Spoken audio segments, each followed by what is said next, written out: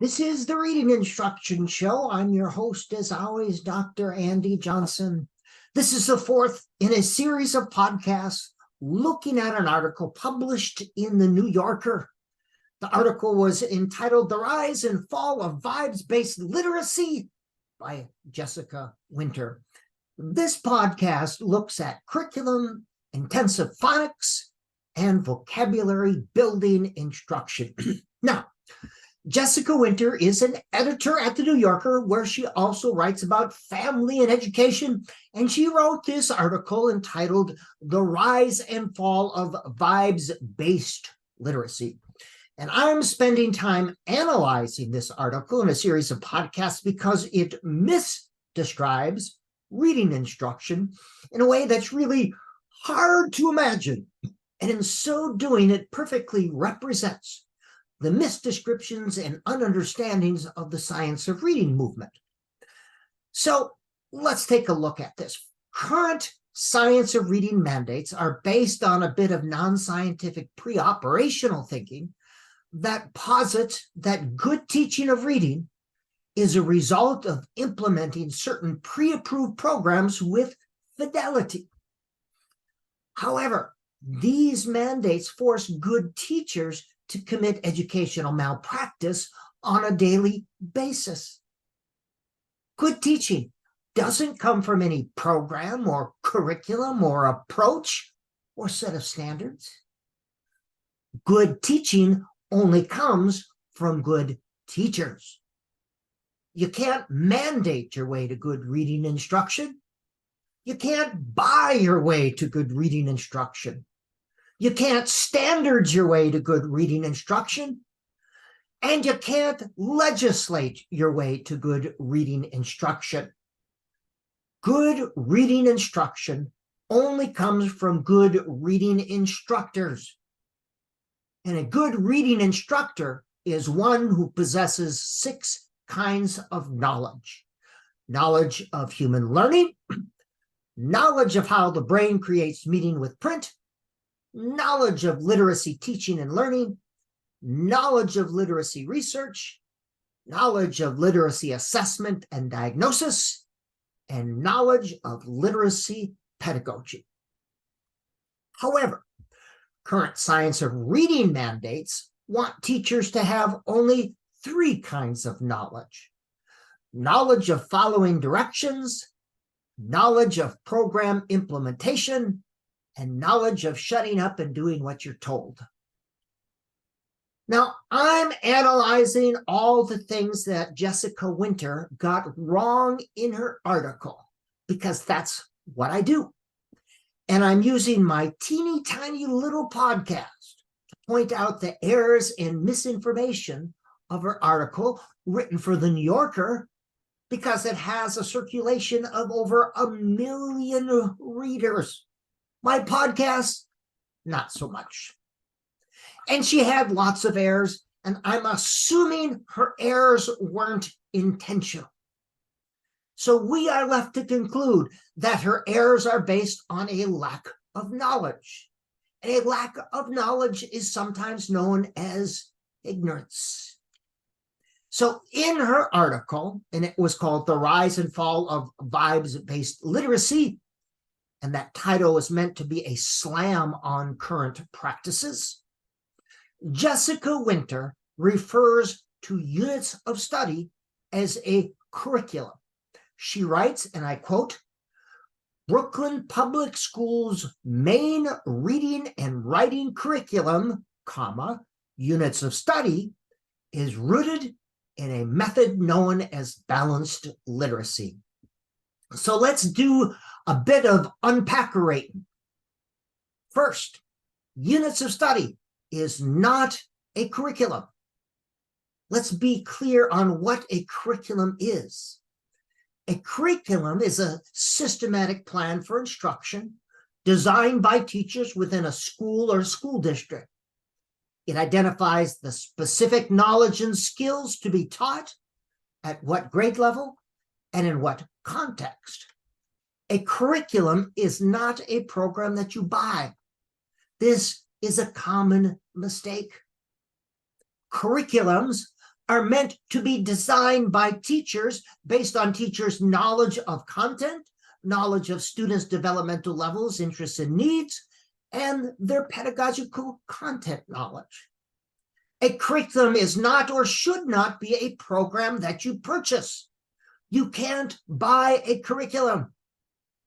You can buy programs that support a curriculum, but a curriculum is something that is developed or should be developed by a school or a district.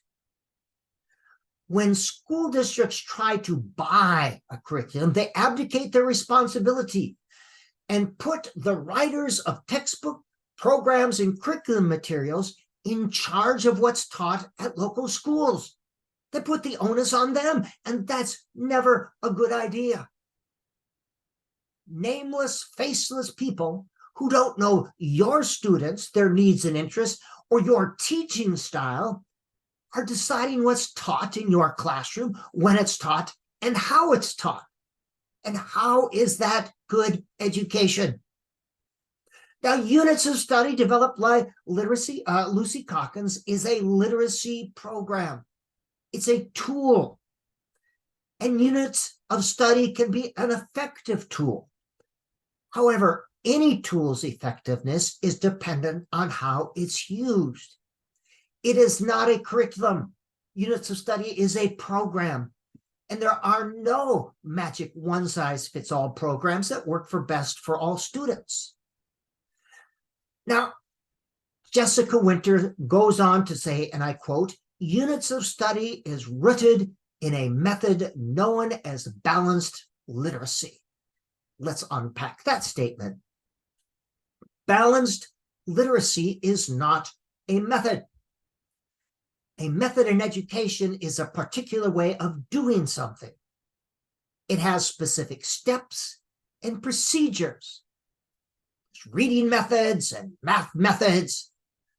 These are ways to go about specific things, specific ways to teach these content areas, specific pedagogical strategies.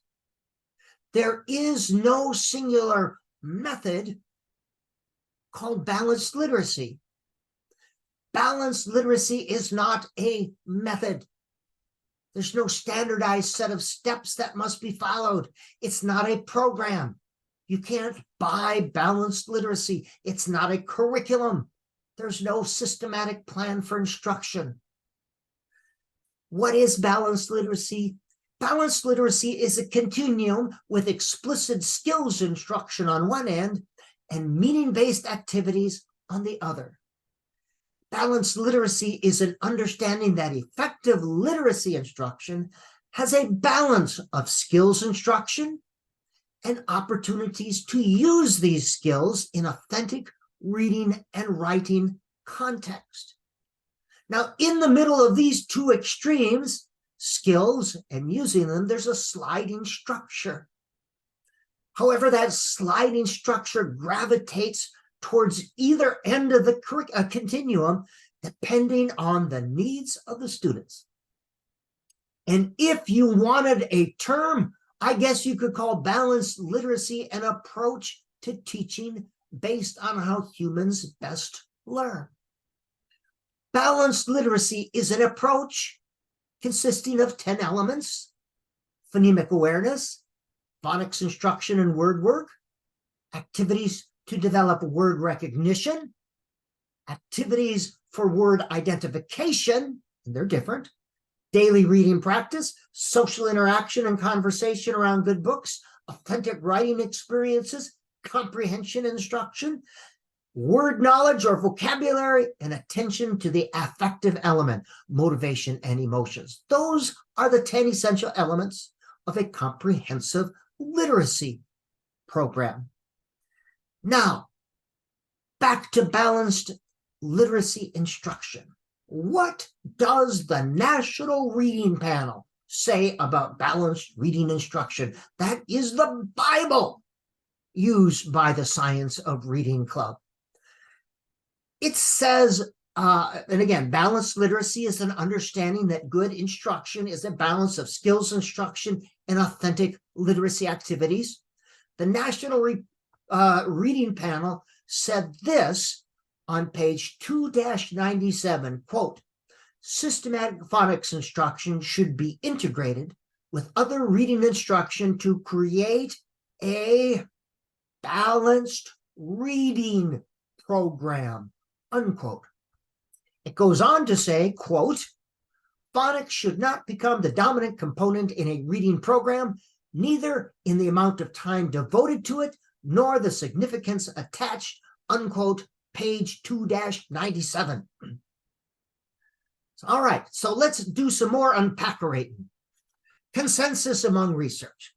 Jessica Winters goes on to write this, quote, these developments reflect a long-standing consensus among researchers that intensive phonics and vocabulary building instruction, an approach often referred to nowadays as the science of reading, are essential. Jessica, Jessica, Jessica. Now, in an academic publication, you would never get away with a statement like this. You'd have to cite your sources. That's why we have peer-reviewed research. Peer-reviewed research is the currency that drives an academic economy, and teaching is an academic endeavor. And she says there's consensus among researchers that intensive phonics and consensus among researchers. What researchers? How many researchers? 2 researchers? Did you find 2 researchers who agreed and called it a consensus? Were they literacy researchers? Or were they soybean researchers, or bovine researchers, or psychology researchers, or medical researchers? Consensus among researchers, you say. Now, you're given the false impression, Jessica, that intensive phonics and vocabulary instruction are an approach, and that there's a consensus among literacy researchers that think this approach should be used. And that is simply not true. That's wrong, that's wrong, that's wrong. And if you don't know it, you should. I don't know if this is ignorance speaking or arrogance or a bit of both. What is accurate is this. There is an agreement among most literacy researchers that phonics instruction and word learning or vocabulary should be part of a total literacy program. That's what a consensus of literacy researchers agree on. That, you got it wrong, Jessica.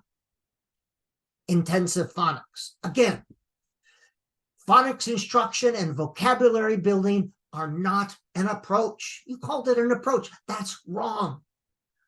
They're 2 essential elements of the 10 elements of a comprehensive literacy program. 2 of 10 essential parts of what should be in a reading program. And you wrote intensive phonics and vocabulary building instruction are essential. Yes, they're essential. Part. They're necessary, but not sufficient. Well, let's go back to the National Reading Panel again. Your Bible, what does it say about intensive phonics? It says this: phonics instruction failed to produce a significant impact on the reading performance of low-achieving readers in 2nd through 6th grade. Now, that's a consensus among researchers. It also said the impact of phonics on comprehension is limited. That's a consensus among researchers. Phonics instruction contributed only weakly, if at all, in helping poor readers apply these skills to read actual texts. National Reading Panel. There were insufficient data to draw any conclusions about the effects of phonics instruction with normally developing readers above 1st grade. That is a consensus among researchers. And last, phonics instruction fails to exert a statistically significant impact on poor readers in 2nd through 6th grade. That is a consensus among literacy researchers. And here's the thing. Balanced literacy does include intensive phonics instruction. It's not the what of intensive phonics instruction. It's the how and the how much of intensive phonics instruction that is at issue here. How much intensive phonics instruction should be included? Well, only as much as each individual reader needs. But if you would listen to Jessica Winter, and listen to Emily Hanford, they would have you believe that reading instruction should consist mostly, if not all, of intensive phonics instruction or vocabulary building instruction. So that's a good segue. Vocabulary building instruction. She says that there should be intensive phonics and vocabulary building instruction. Again, these are only 2 of 10 essential elements. But what does Jessica mean by vocabulary building instruction? What does that look like, Jessica? What are you trying to say? Now, in an academic setting, you can't just say things. You have to cite it. That's the difference between an academic journal and that thing you write for. What's it called? Oh, yes, a magazine. Do you know what you're talking about? Vocabulary building instruction. What does that look like? Do you mean direct instruction? Do you mean telling students the meaning of words? It sounds good, vocabulary instruction. To the layperson, it may even sound like you know what you're talking about. But let's again take a visit to the National Reading Panel report. Quote, the panel found no research of vocabulary measurement that met the National Reading Panel criteria. Therefore, a detailed review of implicit evidence is presented. And here's what they found. Explicit instruction, this is called direct instruction. Here, students are given definitions or attributes of words to be learned. Yes, this should be done as a pre-reading or pre-lesson activity. Instruction, vocabulary instruction, prior to reading or a lesson can facilitate vocabulary acquisition and comprehension. 2, the panel found that you need repeated exposure to words, multiple exposures. Yes, the panel found that wide reading is essential. Vocabulary can be learned in the context of storybook reading. The panel also found that vocabulary can be learned listening to stories being read. It learned that learning in rich context is valuable for word learning. And active engagement, students that need to be actively engaged, they need to do something with the words. They found that vocabulary can be learned in incidental learning. And it found that dependence on a single vocabulary instructional method will not result in optimal learning. That's what the National Reading Panel report found. And again, Jessica, what do you mean by vocabulary building instruction? Children learn between 3,000 and 5,000 words a year. What would intensive vocabulary building instruction look like? If you mean activities and instruction to build students' vocabularies, it would look a lot like balanced literacy. Absolutely. Now, in my book, 10 Essential Instructional Elements for Students with Reading Difficulties, I describe with citations 7 research-based word learning strategies. Number 1, promote wide reading. Absolutely, this is what you'd see in a balanced literacy program. Wide reading enhances word learning, fluency, comprehension, and word recognition. 2, model sophisticated word usage. This would be the teacher modeling new words. This enables students to learn new words incidentally in authentic context, as well as develop word consciousness. Number 3, provide contextual and definitional information. That means when new words are introduced, provide both contextual and definitional information. Students should always see or hear a word in the context of a sentence. 4, connect new to known when introducing new words. Always try to link new words to known words and concepts. Make associations. Number 5, multiple exposures. An initial exposure does very little to move a new word into students' vocabulary. They need to encounter new words many times in a variety of contexts over time. 6, provide active, in-depth processing of words. That means create writing and speaking activities where students must use the words. And 7, connect word learning to concept building. One of the best places for addressing vocabulary is when learning new concepts in science and social studies or other curriculum areas. Teach new concepts, introduce vocabulary using diagrams, semantic maps, or other forms of graphic organizers. This enables students to perceive the relatedness and interrelatedness of new words and concepts. So, in conclusion to this podcast, I've got 4 podcasts in the can, and I'm not even to the bottom of page 2 of Jessica Winter's 13-page article. So I've got lots and lots of podcasts to go. But in conclusion, 1, units of study is not a curriculum. It's a program. Number 2, a curriculum is a systematic plan for instruction designed by teachers within a school or school district that identifies the specific knowledge and skills to be taught at what grade level and in what context. Number 3, balanced literacy is not a program. You can't buy balanced literacy. Number 4, balanced literacy is not a curriculum. Number 5, balanced literacy is a balance between skills instruction and meaningful literacy activities. It has 10 different elements. Number 6, the National Reading Panel report supports a balanced reading program. Number 7, intensive phonics and vocabulary building instruction is not an approach. It is simply 2 out of 10 essential elements in a balanced literacy program. Number 8, in balanced literacy programs, there are both intensive phonics instruction and vocabulary building instruction, among other things. Number 9, a consensus among researchers just means 2 or more people who do research agree on something.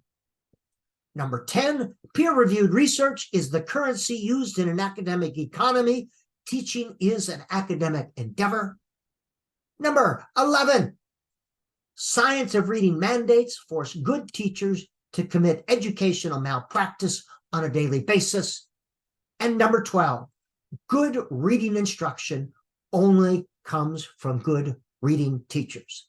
This has been the Reading Instruction Show. I am your host, as always, Dr. Andy Johnson.